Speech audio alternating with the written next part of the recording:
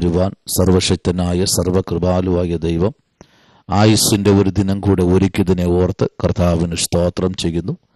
ഈ പ്രഭാതത്തിൽ എന്നെ കേൾക്കുന്ന എല്ലാ അഭിഷക്തന്മാർക്കും അഭിഷക്തമാർക്കും കർത്താവിൻ്റെ നാമത്തിൽ സ്നേഹ വന്ദനത്തെ അറിയിക്കുന്നു. പ്രത്യേകാൽ ലോകത്തിൻ്റെ വിവിധ രാജ്യങ്ങളിലിരുന്ന് യൂട്യൂബ് ചാനൽ വഴി ഈ സന്ദേശം കേൾക്കുന്ന ഷെയർ ചെയ്യുന്ന എല്ലാ അഭിഷക്തന്മാർക്കും കർത്താവിൻ്റെ നാമത്തിൽ സ്നേഹ വന്ദനത്തെ അറിയിക്കുന്നു.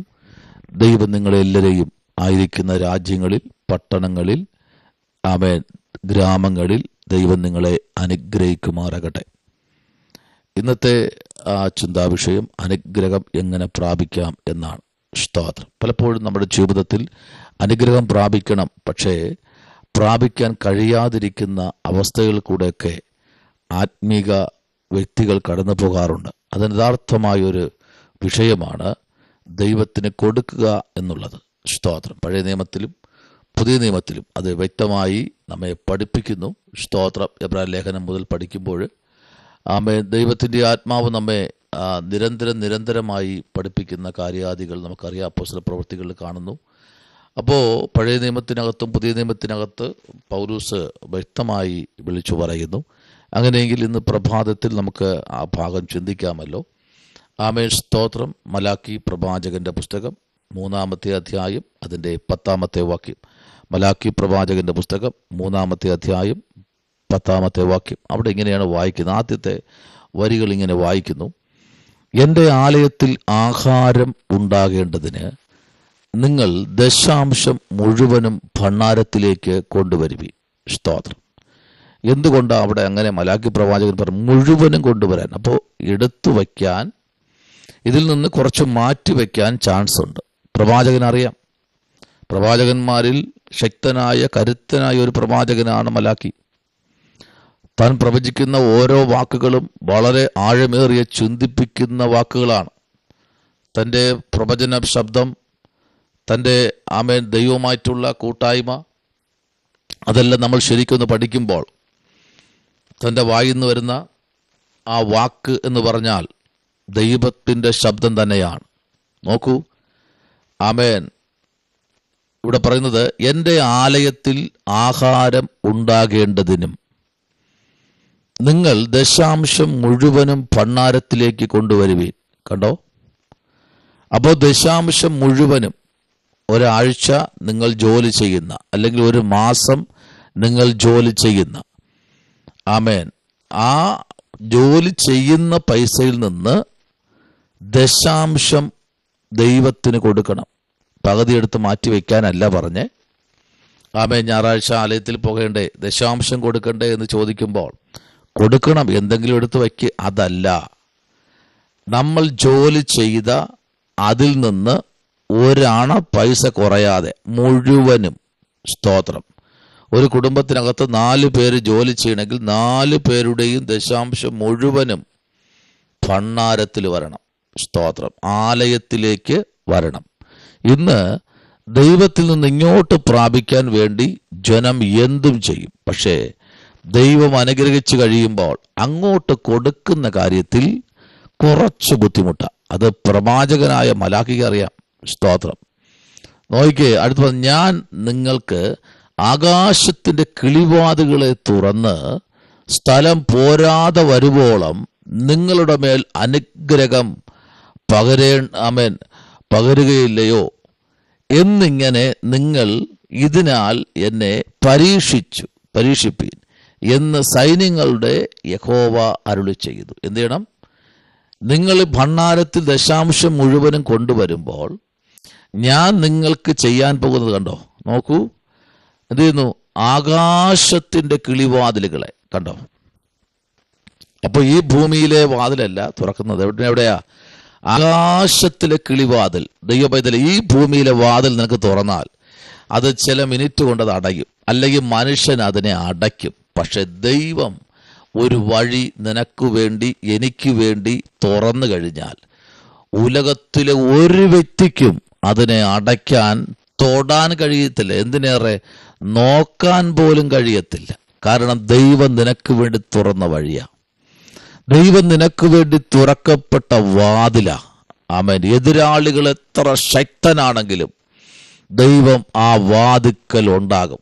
Praise the Lord. ദൈവം ആ വാതിക്കൽ ഉണ്ടാകും. മത്തായി സുവിശേഷം 28-ാം അധ്യായം അതിൻ്റെ 1-2 വാക്യം വായിക്കുമ്പോൾ, സ്വർഗത്തിലെ ദൂതൻ ഇറങ്ങി വന്ന് കല്ലറയുടെ കവാടത്ത് നിന്ന് കല്ലിനെ ഉരുട്ടി നീക്കി അതിൻ്റെ മേൽ ഇരുന്നു എന്ന് പറഞ്ഞാൽ, നിന്റെ മുമ്പിലുള്ള വാഴ്ത്തത്വങ്ങളെ പുറത്തു കൊണ്ടുവരാൻ ഒരു ദൂതൻ സ്വർഗത്തിൽ നിന്ന് ഇന്ന് പ്രഭാതത്തിൽ നമ്മുടെ മധ്യേ ഇറങ്ങുന്നുണ്ട്. സ്തോത്രം. പലപ്പോഴും ദശാംശം എടുത്ത് പലരും, ആമേൻ, സ്തോത്രം, എനിക്ക് ആയിരക്കണക്കിന് ആൾക്കാരെ അറിയാം, വിശ്വാസികളെ രക്ഷിക്കപ്പെട്ടു, സ്നാനപ്പെട്ടു, ആമേൻ, കുടുംബമായി ജീവിക്കുന്നവരെ എനിക്ക് ഒത്തിരി പേരറിയാം. ദശാംശം എടുത്തവർ പല കാര്യങ്ങളും ചെയ്യുന്നത്. സ്തോത്രം.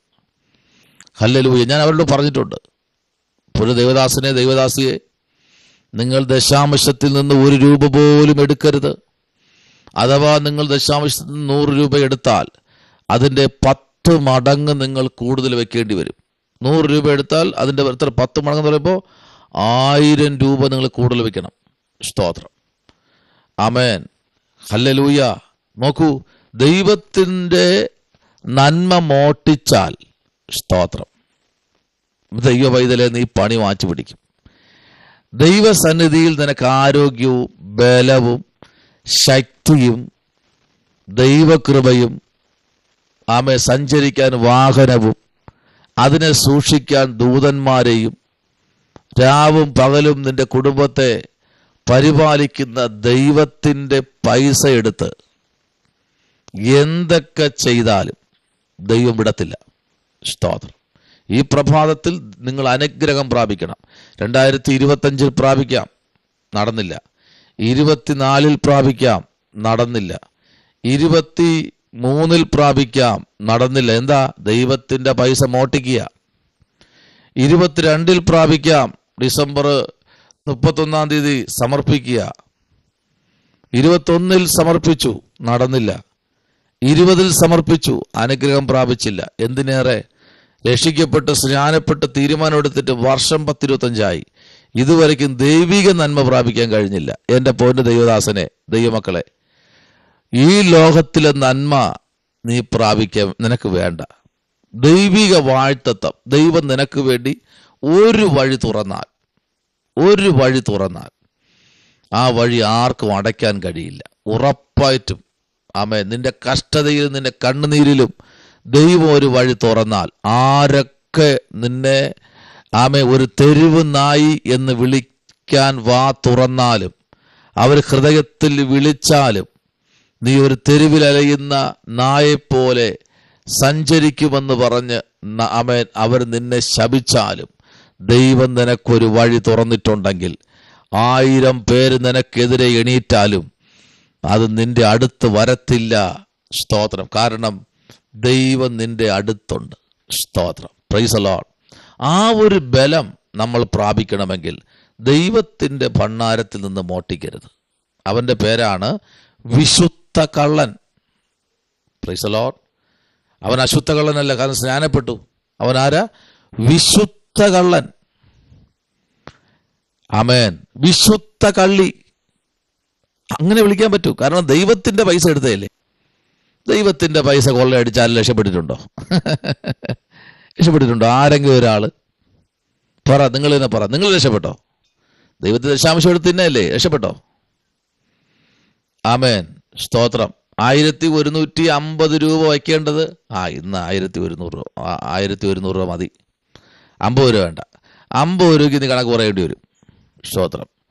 എന്തിനേറെ, ഇന്നേക്ക് ഒരു 10-20 വർഷം മുമ്പ് ഒരു അപ്പച്ചൻ സാക്ഷി പറഞ്ഞത്, അദ്ദേഹം ദൈവത്തെ അറിഞ്ഞു വന്ന സമയത്ത് ദശാംശത്തെക്കുറിച്ച് അറിയത്തില്ലായിരുന്നു. പക്ഷെങ്കിലും അദ്ദേഹം ദശാംശം പ്രസംഗിക്കുന്ന പാസ്റ്റർമാരെയൊക്കെ കാണും, ബഹുമാനിക്കും. അതുപോലെ പുള്ളി ജീവിക്കാൻ തീരുമാനിച്ചു. പക്ഷേ ഒരു സമയത്ത് അദ്ദേഹം പ്രസംഗിക്കാൻ തുടങ്ങി. പ്രസംഗങ്ങളൊക്കെ ദൈവം നൽകി, നല്ല ശുശ്രൂഷ നൽകി വന്നപ്പോൾ പുള്ളി ദശാംശം ഒരു ദിവസം പുള്ളി കിട്ടിയ ശുശ്രൂഷയിൽ നിന്ന് ദശാംശം മാറ്റിവെച്ചു.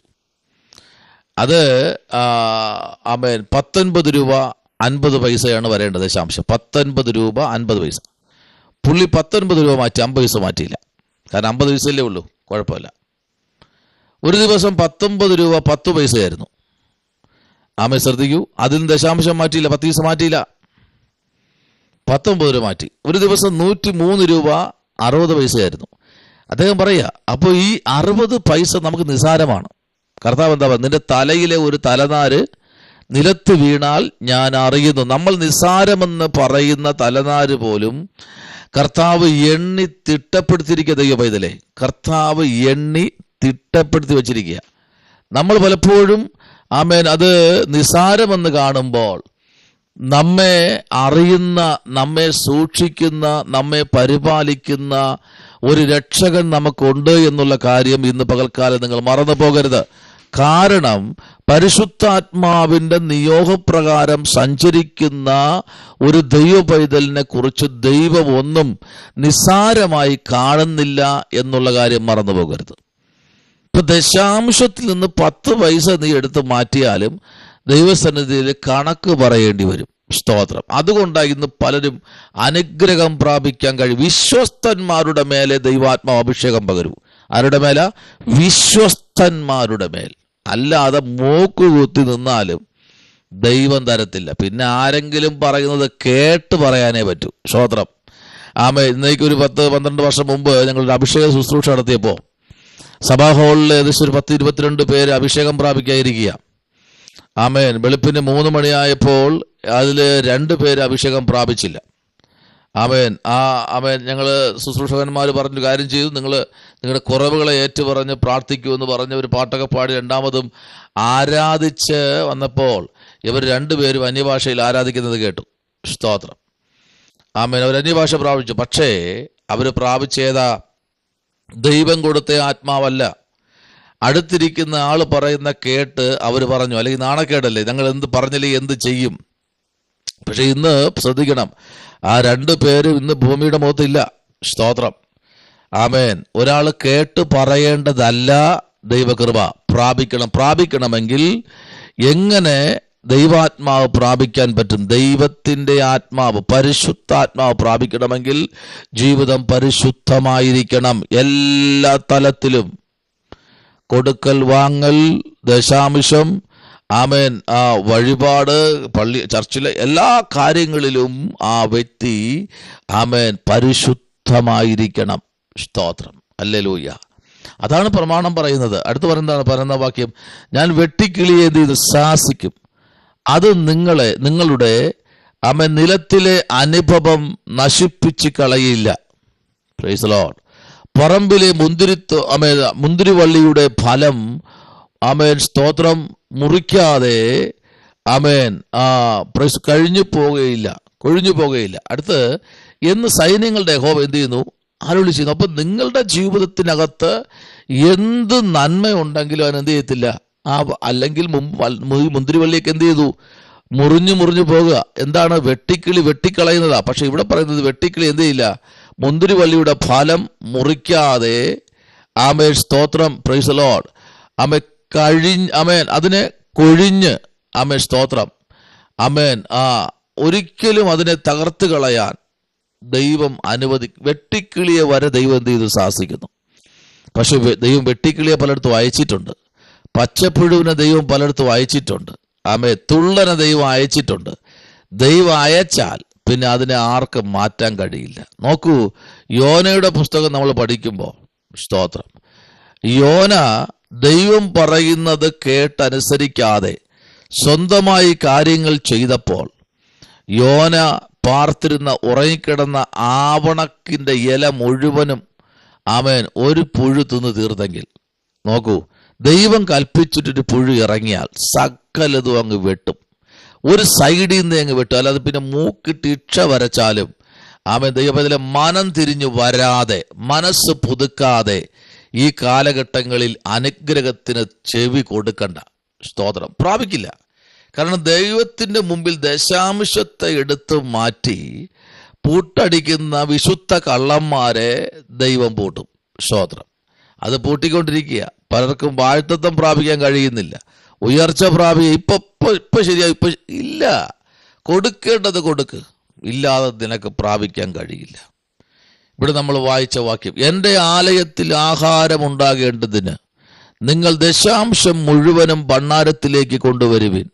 ഞാൻ നിങ്ങൾക്ക് ആകാശത്തിന്റെ കിളിവാതിലുകളെ തുറന്ന് സ്ഥലം പോരാതെ വരുവോളം നിങ്ങളുടെ മേൽ അനുഗ്രഹം പകരുകയില്ലയോ എന്നിങ്ങനെ നിങ്ങൾ ഇതിനാൽ എന്നെ പരീക്ഷിപ്പീൻ എന്ന് സൈന്യങ്ങളുടെ യഹോവ അരുളി ചെയ്യുന്നു. ഇതിനാൽ നിങ്ങൾ എന്ത് ചെയ്യണം? എന്നെ പരീക്ഷിക്കുക. എങ്ങനെ? ദശാംശം കൊണ്ട് കൊടുത്തിട്ട് പരീക്ഷിക്കുക. Praise the Lord. പ്രാർത്ഥിക്കാം. പരിശുദ്ധനായ ദൈവമേ, സ്വർഗ്ഗത്തിൽ നല്ല പിതാവേ, നല്ല പ്രഭാതത്തിനായി സ്തോത്രം. ജനത്തെ അനുഗ്രഹിക്കണം, കൃപയിൽ പൊതിയണം. യേശുവിൻ അൻപുള്ള നാമത്തിൽ തന്നെ ആമേൻ. ഈ വചനങ്ങളാൽ ദൈവം എല്ലാവരെയും അനുഗ്രഹിക്കട്ടെ. ദശാംശം മുഴുവനും നാളെ വിശുദ്ധ സഭായോഗത്തിന് കൊണ്ടുവയ്ക്കൂ. ദൈവം അനുഗ്രഹിക്കട്ടെ.